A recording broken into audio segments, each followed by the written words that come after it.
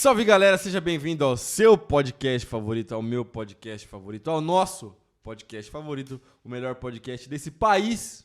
E aí, pai? E aí, filho, tudo bem? Beleza? Como é que você tá? Tô bem. Tudo certo? Certo. Tranquilo, graças a Deus? Tranquilo. Olha só, antes de mais nada, se inscreva, deixa o like, comente aqui embaixo pra gente mandar um salve pra você no próximo programa, porque esse programa é maravilhoso, lindo, eu sei que você gosta bastante. Pai, pra quem você vai mandar um salve hoje? Vou mandar de novo hoje pro Eduardo Querita. Ele me falou semana passada que ele assiste, que ele não perde nenhum. Eduardo Querita, um abraço. Um abraço à sua esposa Cibele, seus filhos, família linda, maravilhosa. Deus abençoe. O Matheus é do nosso ministério aqui do Multi, a irmãzinha dele também. Ele é brabo, ele compete. Como fala? Cavalo. Fala, né? É, negócio de tambor. É tambor, mano. Ele é bom, viu? Ele é bom, tá no ranking nacional. O cara é fera. Menino é brabo. Bom, então eu vou mandar um salve aqui agora pra todo mundo da Onda Roxa, nossa família de células do Ministério de Juventude da nossa igreja. Ontem, nós estamos gravando isso aqui dia 8 de setembro, ontem foi 7 de setembro e a gente juntou a galera na chácara. Foi muito legal, lotou a chácara, foi absurdamente incrível. Galera, vocês são maravilhosos, lindos. E juntos a gente carrega a missão de Jesus aqui na nossa cidade. Ninguém faz nada sozinho. Obrigado a todo mundo, todos os líderes de célula, todos os hospedeiros. Ontem nós tivemos 5 renovos. Tivemos renovo da Vinho Novo, renovo da Laranja, renovo da Amarela, renovo da Verde, renovo da Onda Roxa. 5 renovos, cada renovo em uma chácara, em um lugar.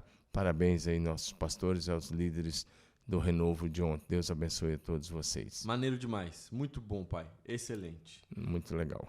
Vamos entrar agora no nosso podcast ou não? Vamos lá. Seguinte, pai. Eu quero falar uma coisa aqui.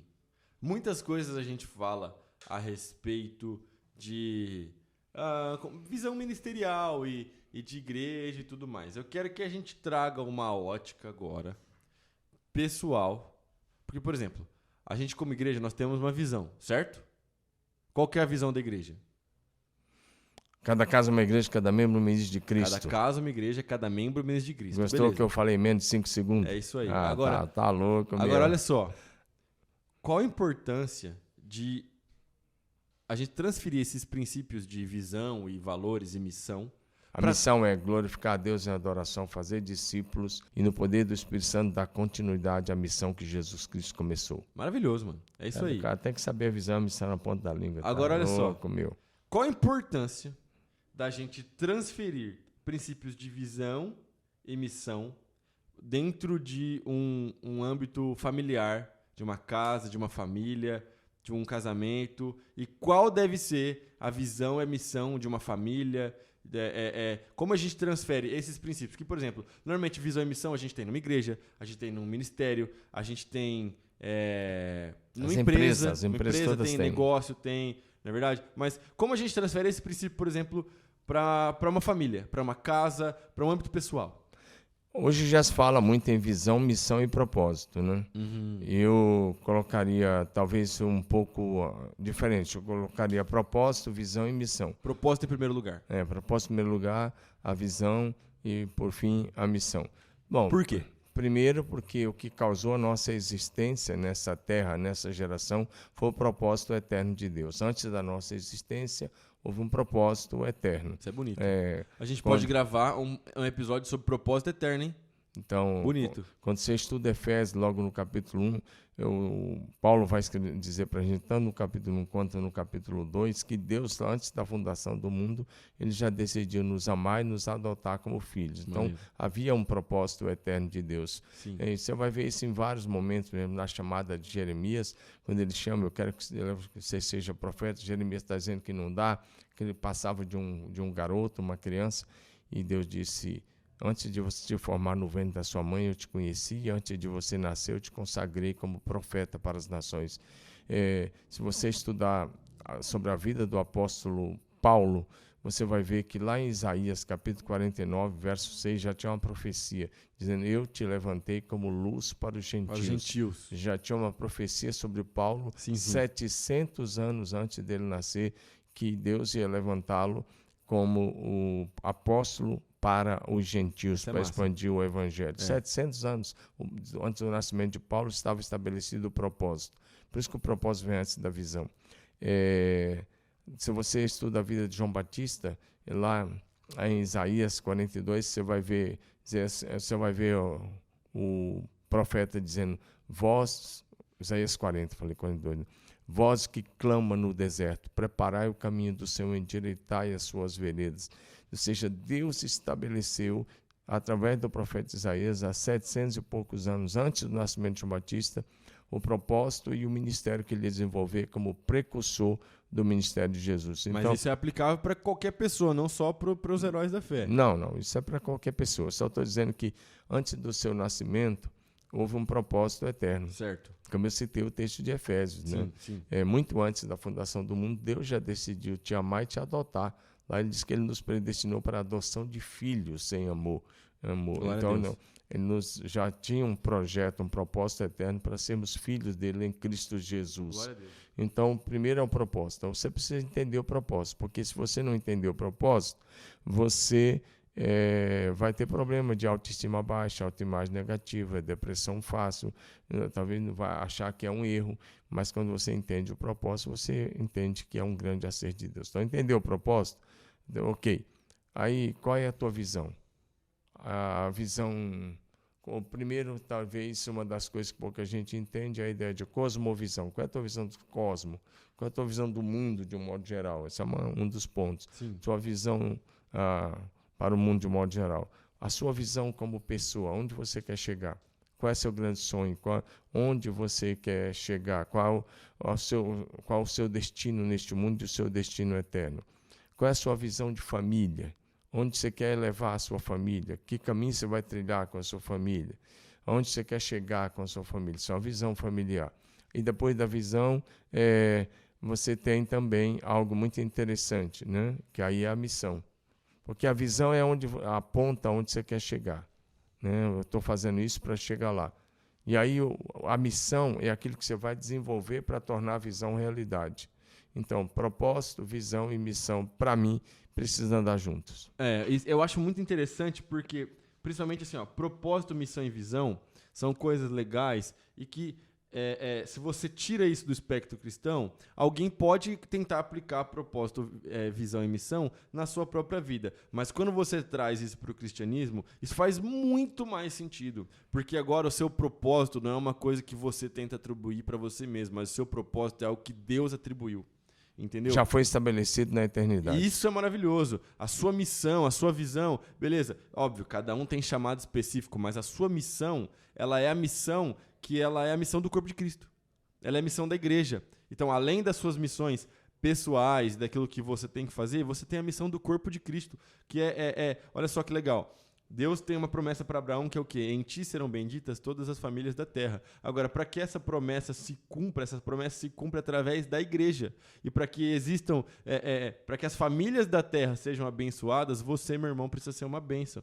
Então você já tem aí parte da sua missão, você já tem parte do seu propósito que você encontra na palavra de Deus. É por isso que eu acho isso maravilhoso. Porque, às vezes, a pessoa está vivendo uma vida sem sentido, pai. Está vivendo uma vida sobrevivendo. A lógica do brasileiro, não que eu estou falando que o que eu vou falar agora é errado em si mesmo, mas eu preciso estudar, eu preciso fazer uma faculdade, eu vou casar, eu vou criar meus filhos. Arrumar um trabalho. Eu vou arrumar um trabalho que ganha bem para eu poder inserir meus filhos na faculdade, para que eles possam repetir o ciclo. Se eu conseguir conhecer alguns países, falar outro idioma, beleza, e um dia eu vou morrer. Essa é a lógica que as pessoas vivem. Só que, assim, isso é só sobrevivência. O propósito é muito maior do que isso. Deus tem muito mais para sua vida. E não estou falando aqui de recurso, de grana só. Deus quer que você viva.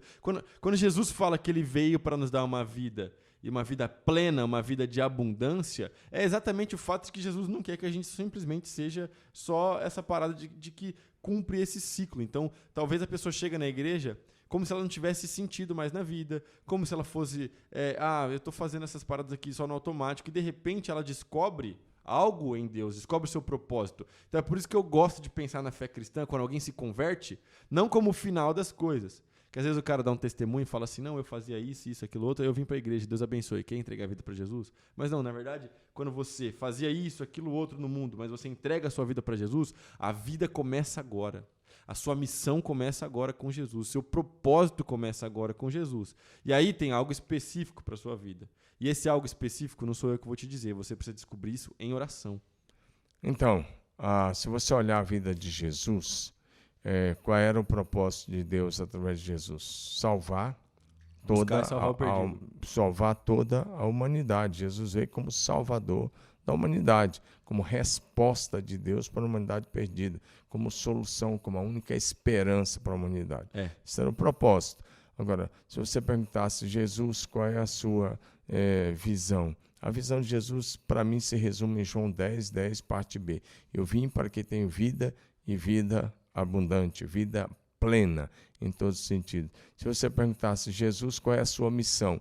Para mim, Lucas 19:10 responde, o Filho do Homem veio buscar e salvar a humanidade perdida. Buscar e salvar o perdido. Isso era a missão de Jesus, e ainda é a missão de Jesus.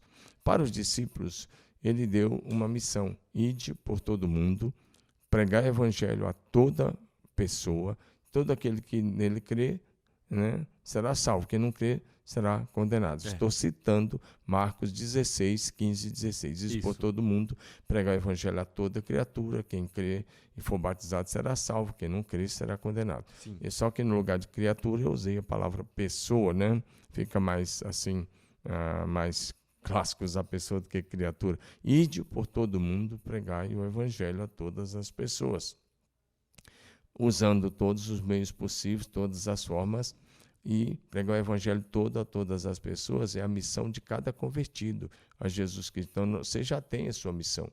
A missão já está aí. Se você é um cristão, qual é a sua missão? Testemunhar de Jesus a tempo e a fora de tempo, pregar o evangelho, compartilhar a sua fé, falar a verdade, dar bom testemunho dentro de casa e fora de casa. Família, qual é a missão de um pai?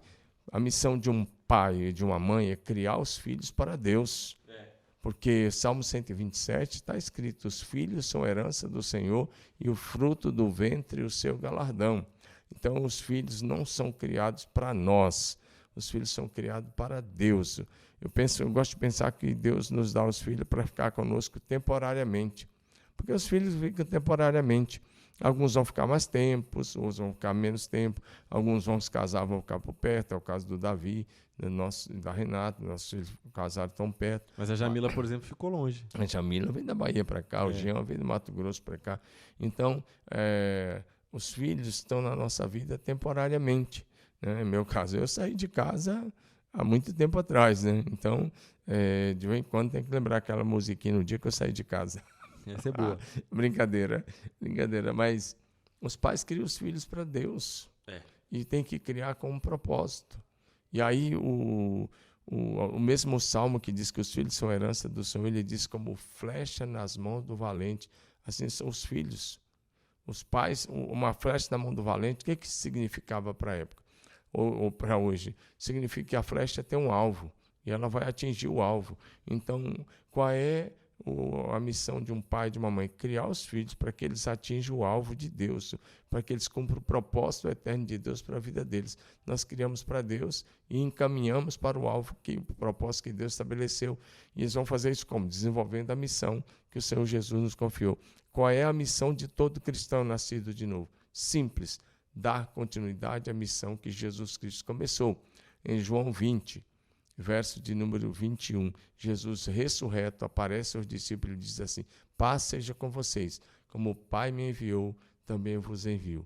E o verso 22 vai dizer que ele, havendo dito isso, soprou sobre eles e disse: recebam o Espírito Santo. Então, criamos os filhos para Deus, para cumprir o propósito eterno e para cumprir que eles atinjam o alvo que Deus estabeleceu através do propósito eterno. Para mim, essa deve ser a missão de um pai e de uma mãe que é cristão. O problema é quando os pais querem criar seus filhos para realizar seus sonhos frustrados. Às vezes o cara queria fazer alguma coisa e deposita as esperanças no filho, né? Às vezes o cara queria ser médico, não teve oportunidade, mas ele trabalhou, conseguiu chegar num lugar legal, ele fala assim, não, meu filho vai ser médico. Às vezes o menino quer fazer outra coisa. E aí entra uma questão que eu queria te perguntar, pai. Ou o cara queria ser jogador de futebol, é um perna de pau, aí ele quer realizar o sonho de ser jogador de futebol. Aí o garoto nem gosta de bola, às vezes. E o moleque nem gosta de bola, quer que o moleque seja jogador. Olha só, o Tito tem cara de meia clássico, pai, camisa 10. Eu senti. Vai ser bom de bola. Vai ser bom de bola. Olha só, seguinte, pai. A gente falou um pouco sobre propósito eterno, missão e visão dentro da palavra de Deus, que isso são coisas gerais para o cristão. Agora, como que o cara faz para descobrir o seu propósito particular, aquilo que Deus tem para ele? O que ele pode fazer para descobrir qual que é a vontade de Deus para a vida dele? Estamos falando de um cristão ou do não cristão? Do cristão. Para mim, a primeira coisa, a coisa mais simples do mundo. Ele não tem, ao meu ver, é simplesmente ele entender o que mais queima no coração dele. O que mais queima no seu coração? O que mais arde? Qual é a sua grande paixão? Onde você se sente melhor? Para mim, aquilo que queima no teu coração é o propósito, porque Deus começa a trabalhar o propósito no nosso coração. Você pode ser qualquer outra coisa, mas o que queimar mais no seu coração, esse é o propósito eterno de Deus. Porque o Espírito Santo começa a trabalhar. Se você é um cristão, ele vai começando a colocar isso no seu coração. E aí, sabe o que vai acontecendo? Você vai perdendo o prazer por algumas outras coisas. Então, primeiro, aquilo que mais queima no seu coração. Segundo, aquilo que mais te dá prazer que você faz no reino de Deus. E aquilo que você faz para Deus, isso vale para o mundo corporativo em geral, qualquer área. Isso vale para o exercício da sua profissão e isso vale para o exercício do seu ministério ao Senhor. O que mais queimar no seu coração e é onde você mais se sente bem, onde você mais se realiza, esse é o propósito. Então não precisa ficar tentando acertar. Já está dentro de você, porque o Espírito Santo já está trabalhando e queimando no teu coração. Tem um cara que eu gosto muito. Ele não é um cristão confesso, mas ele gosta muito de Jesus, ele fala de Jesus e eu até oro de vez em quando por ele, porque eu gostaria que ele entregasse a vida para Jesus verdadeiramente, se tornasse um cristão, que é o professor Clóvis de Barros Filho. Ele tem uns vídeos muito interessantes, ele é muito inteligente, ele é um filósofo brasileiro, ele fala algumas besteiras realmente, mas ele é um cara muito inteligente. E aí ele fala que como ele descobriu por que ele nasceu, porque ele era ruim em tudo que ele fazia. Ele não era bom com esporte, ele não era bom no basquete. O pai dele chegou a colocar ele para fazer, igual o Matheus, a gente falou no começo aqui, para fazer hipismo, né? Ecterismo, essas paradas aí de cavalo, né? Enfim. E ele subiu no cavalo e caiu, assim, imediatamente. E aí, só que ele gostava de ensinar, e só que ele não tinha essa percepção. Olha a importância de um pai na vida, ele conta essa história. E aí ele disse que ele virou pro pai uma vez e falou: pai, eu preciso chegar mais cedo na escola.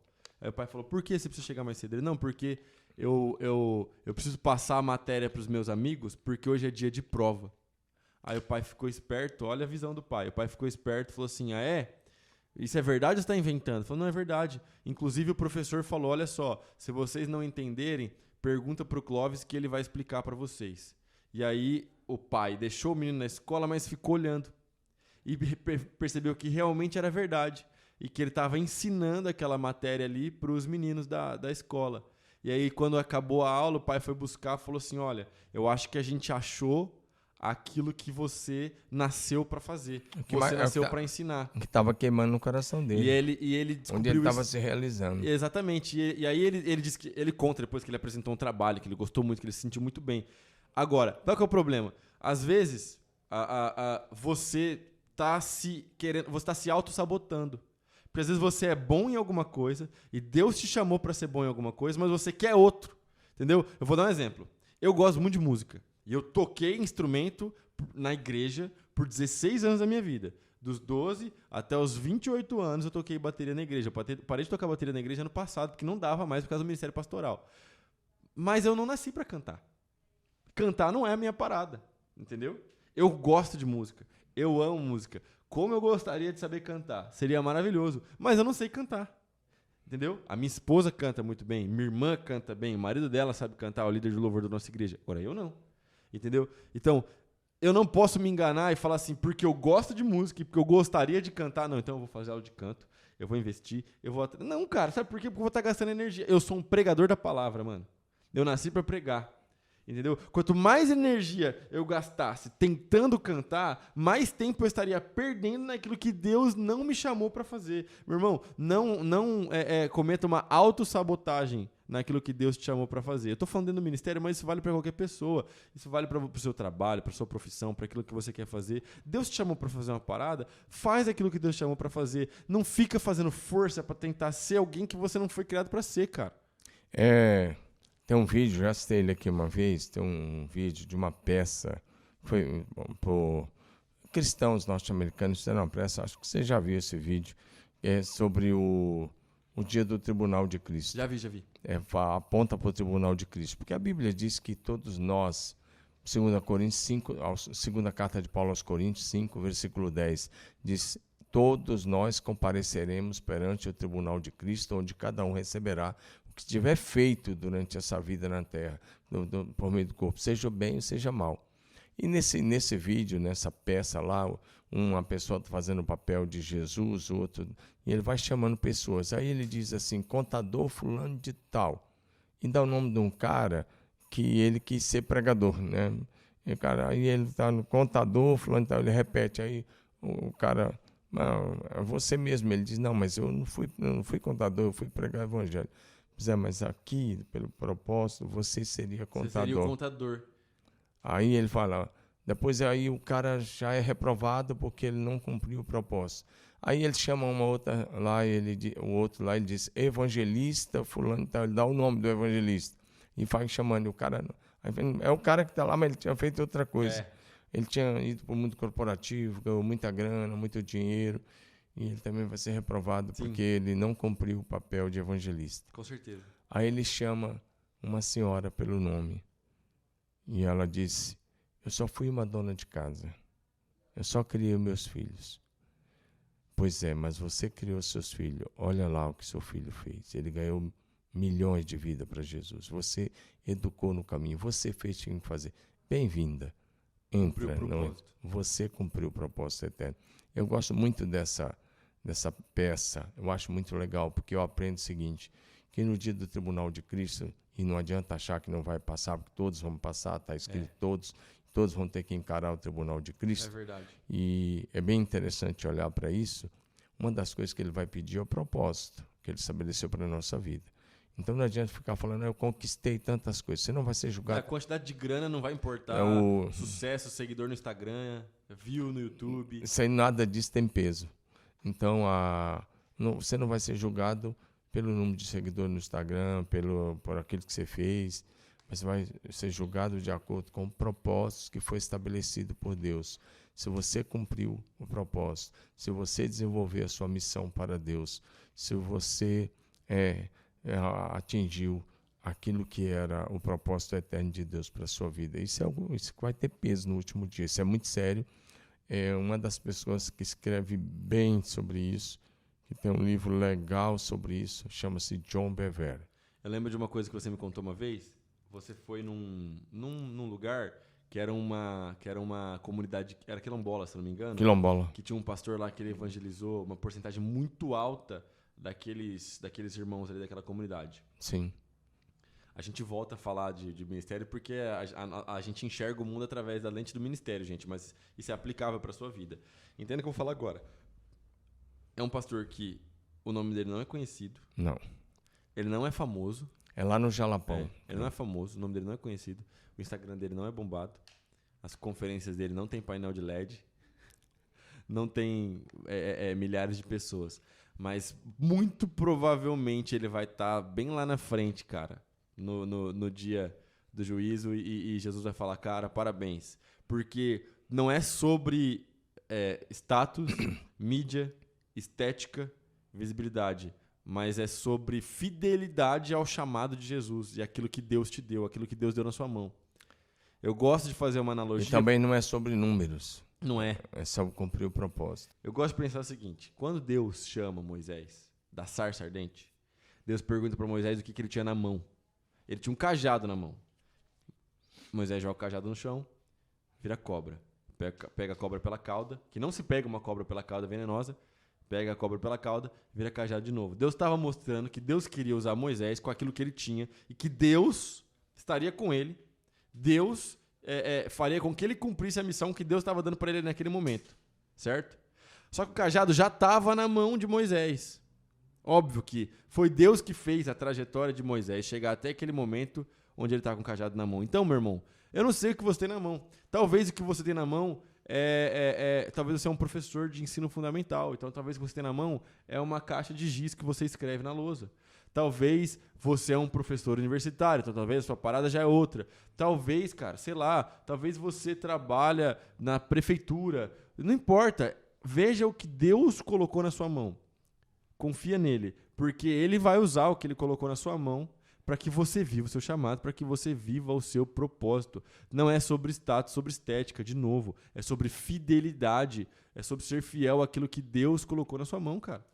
Não é sobre fama. Quando Davi tocou nesse primeiro assunto, de alguns pastores que eu conheci lá, eu conheci um pessoal do Quilombola no Jalapão, realmente muito linda a história, eu não vou contar aqui, outro dia a gente conversa, mas também conheci pastores no interior do Amazonas, no interior do Pará, na região do Tapajós, Rio Negro, Solimões, sei lá, região do Amazonas, do Rio Amazonas.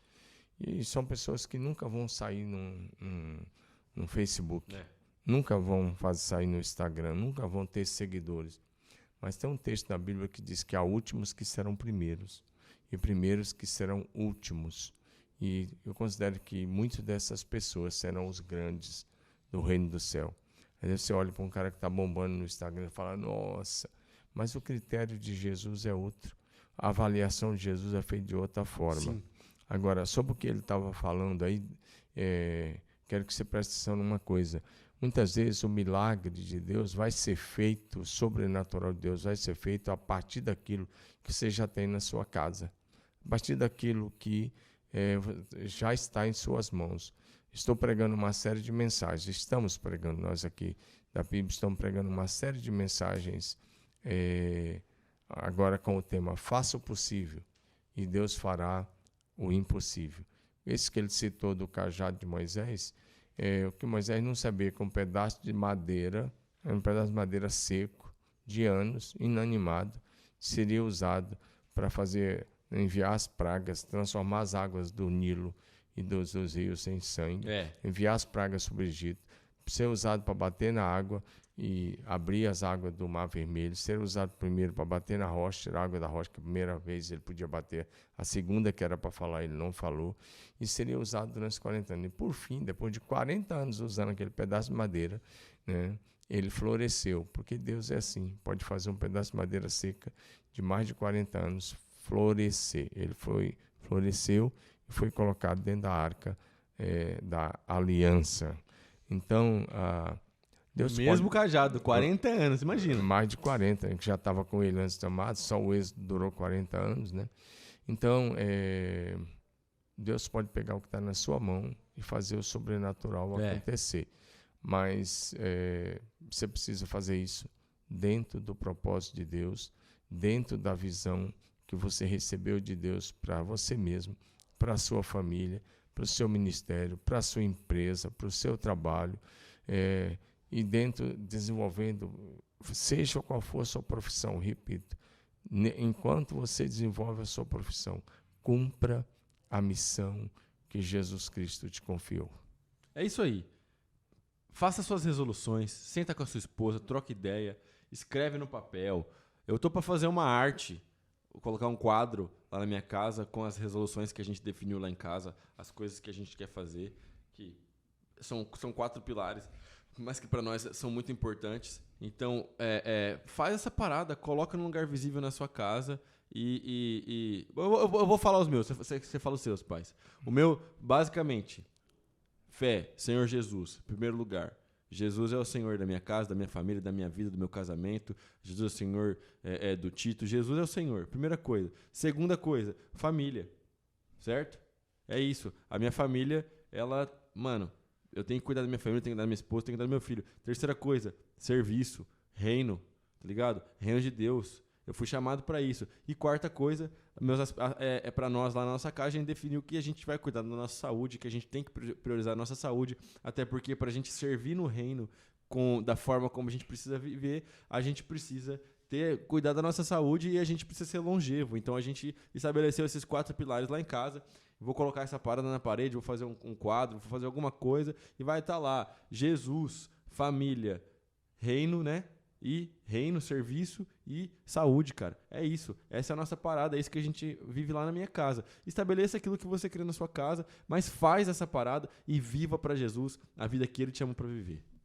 Não, ele falou para eu falar, a minha resolução é que a minha tem mais de 30 itens, então eu não vou falar não. 30 itens. Então, Eu fiz 4 itens na faculdade. então, mas a resolução nossa tem mais de 30 itens, está assinada por mim, pela Rosângela, pelas testemunhas, que é o compromisso que a gente fez, isso tem muitos anos já. E também quem passa pelo face a face, a gente dá uma resolução lá no face a face, é nosso, né? Quem passa pelo face a face, no domingo à tarde, sabe que tem uma palestra lá sobre família e sobre amor, eu vou dar o nome, né? Banho de amor. E no final dessa palestra, a parte prática, cada homem que quer assina uma resolução, leva para casa, dá para a esposa assinar, lê para os filhos e assume aquelas resoluções de viver para Deus, viver para a família e de ser um homem segundo o coração de Deus. A gente também dá isso lá no face a face com Deus. É um dos momentos muito interessantes quando o cara recebe a sua resolução. E ninguém é obrigado a nada, mas se ele quiser, ele lê e ele assina a resolução ali mesmo, ou leva para casa, lê com a família e assina diante da família. Quando chega do face a face, fala: esse é o meu compromisso com vocês a partir de agora. Maneiro. Fala 3 então só da sua resolução, não precisa falar os 30. Você já falou 4, né? Não, a primeira coisa é cumprir o propósito eterno de Deus para a minha vida. Né? Essa é a primeira coisa. E para mim isso é inegociável. Porque o propósito eterno, no meu caso, para mim o propósito é infinitamente maior do que eu. Eu não existo por acaso, eu existo porque houve um propósito. Sim. E eu estou aqui para cumprir o propósito eterno. A segunda coisa aí, é claro, né? É a minha família, né? É a minha família. E terceiro lugar, ao meu ver, é a minha vida devocional. Né? Eu acho que para cumprir o propósito, a vida devocional precisa estar em dias. Né? Então eu tenho que administrar, correr muito com o meu tempo, né? Para cumprir alguma coisa. E eu estou numa fase que eu tenho que cumprir uma parte do propósito, que é escrever mais. Né? Nós estamos agora dedicados a escrever as promessas de Jesus, sem olhar outros livros, sem olhar a concordância, mas olhando só para os versículos dos evangelhos. Sim. Por exemplo, ontem eu peguei, num pouquinho de tempo que eu tive lá, à noite eu peguei, durante o dia não deu, fiz um sermão, fiz outras coisas, mas ontem acabei ficando em casa. Sim. Não estava muito legal na parte da manhã, mas acabei ficando em casa. Não fui nos renovos, ontem teve 5. Mas à tarde eu fiz sermão de domingo, já está pronto, está tudo certinho. E de noite eu fui escrever sobre as promessas. E numa pegada lá, só nos 13 primeiros capítulos de Mateus, escrevi 62 promessas. Massa. Então eu preciso chegar nos... Vai dar spoiler? Vai dar spoiler? Vou. Eu preciso chegar nos 183 por aí, porque as outras eu deixei com o pastor David. Eu vou fazer Evangelho de Mateus e João, David vai escrever Marcos e Lucas, e eu pedi ao Elton que, se for possível, ele escreva as promessas do Apocalipse. Eu vou pegar um outro para escrever algumas promessas. Só promessa de Jesus. Não é a promessa de Deus o Pai, não é alguma coisa que a Bíblia diz sobre Jesus, só promessas. Interessante, né? Vai ser maneiro. E aí nós queremos fazer 365 promessas de Jesus para a gente fazer uma devocional, porque agora a gente escreveu as promessas. Agora tem que escrever um pouco sobre as promessas. Sim, com certeza. O que cada uma significa. E aí preparar um material para virar aí um devocional diário com 365 promessas de Jesus. Vai ser legal. Maneiro demais. Incrível, muito aí, da hora. Eu estava falando, você estava falando para eu falar dos meus propósitos. Então, Deus, família, vida devocional, o reino de Deus, eu vivo para isso, eu nasci para isso, né? E aí, a última coisa, vou dizer a última, deixar um legado de fé para você, para Renata, para os filhos, para os netos, para a nova geração.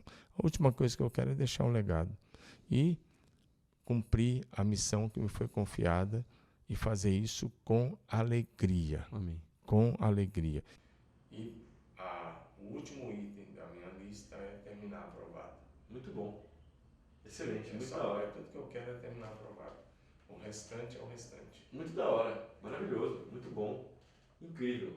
Espero que você tenha gostado desse programa. Visão, missão e propósito. Propósito em primeiro lugar. Que Deus te abençoe. Fica firme com Jesus. Deixa o like, compartilha com todo mundo. Manda no grupo da família para espalhar fake news. Que Deus te abençoe. Deus abençoe você. Até o próximo.